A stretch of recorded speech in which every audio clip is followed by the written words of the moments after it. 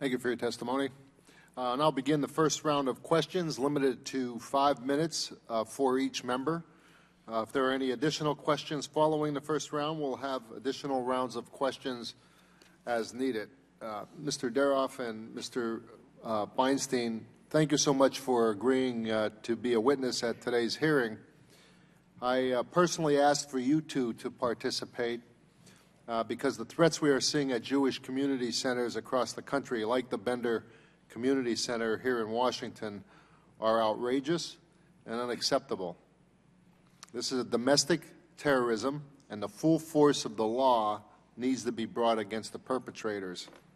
In addition to federal, state, and local law enforcement support, I know some of the community centers receive assistance from the Nonprofit Security Grant Program. Are these funds helpful in combating these threats? And what else can be done, because I know that these threats are real? So first, thank you for your statement of support, Mr. Chairman. These funds have been critical for us. We raise money every year for our own security needs, both for capital and operating expenses, yet we could not raise enough money on our own, and these grants make a tremendous difference for our JCC and other JCCs.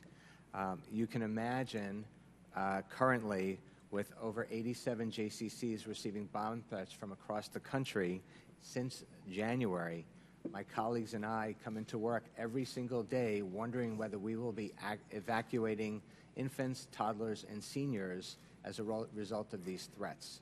I would expect that many of my colleagues would welcome the opportunity to participate in this program, which may require actually expanding those who are available to participate while maintaining the integrity of the program. Mr. Chairman, thank you as well. I would just add that that I just received an alert that 3 more JCCs have received bomb threats as we sit here. One thing that we can look at is looking at ways that, structural ways, that can enable smaller communities that are located outside of UASI program could benefit from these types of security grant programs. As my colleague Michael has said, he's here to build Jewish community, to help us work out and build a stronger self and stronger bodies, not to be a security director. And so the assistance that the federal government has been able to provide, as well as local law enforcement, has been essential. But if you could expand the program in a way that doesn't diminish the resources, that would be at the top of our list of things that Congress could do to show its solidarity. Thank you. As I said in my opening statement, fire grants have been essential to numerous fire departments in my district back home. Mr. Martinuska, can you highlight how the assistance to firefighter grants can be particularly helpful to smaller rural departments, and how those departments can use these federal funds to build upon and leverage local support? Yes, thank you, Chairman. The basic tenets of fire protection are supported by these grants. In some of our smaller rural departments, if these grants weren't available, these departments would go out of existence. So their existence is dependent with just the basic needs of turnout gear, self-contained breathing apparatus, fire engines, just the effort to survive.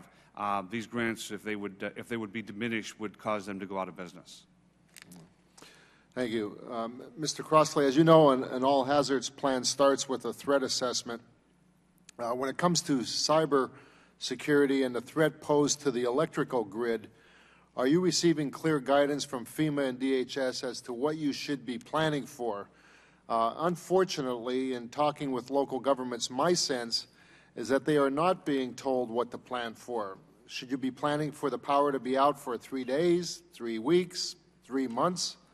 What should our communities be prepared for if the grid goes down for a significant period of time, leaving hospitals, water and sewer systems and other infrastructure without power? First of all, we are planning for those things. So we do our own threat assessment. We do our own hazard assessment with guidance from the state, from FEMA, and we identify both cybersecurity, electrical failure. I just participated in a FEMA has run regional power outage exercises. So I was actually just at Ohio EMA participating in one of those.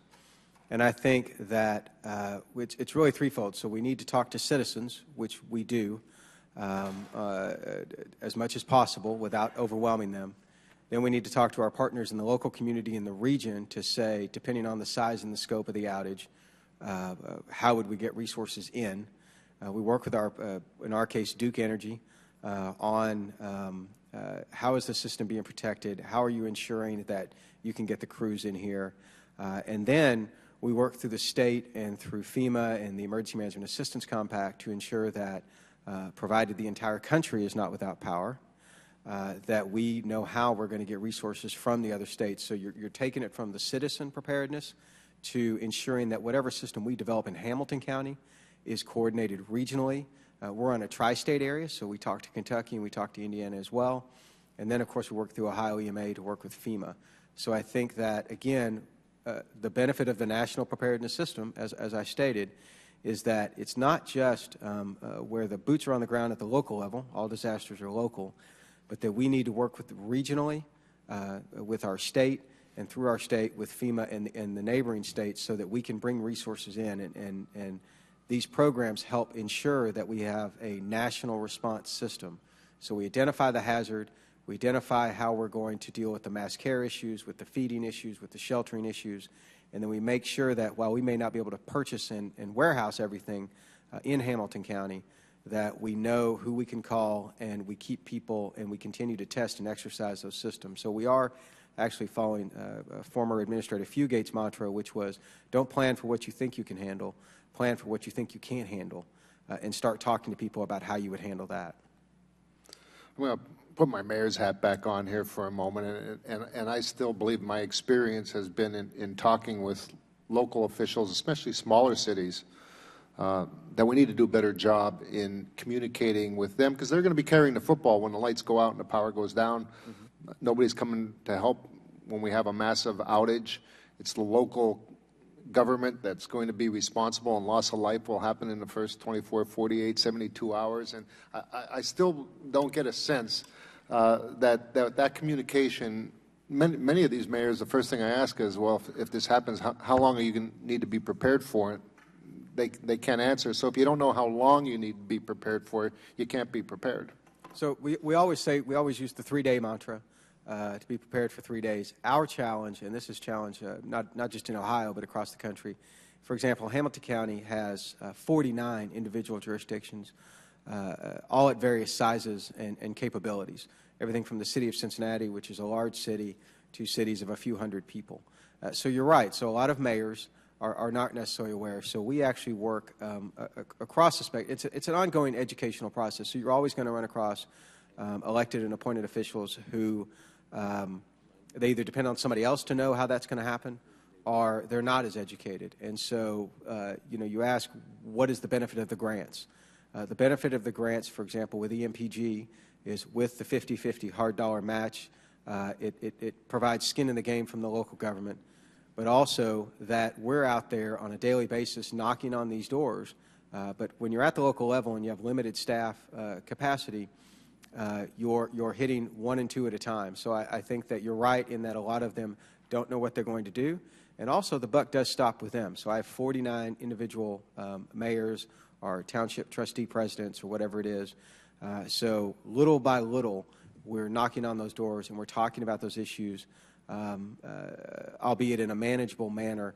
And then at the county level and working with the state, we focus on the catastrophic issues. Because to be honest with you, when you start talking catastrophic to a small community, it can become quite overwhelming, which is why we need that system that can expand and contract as needed. Yeah. Thank you.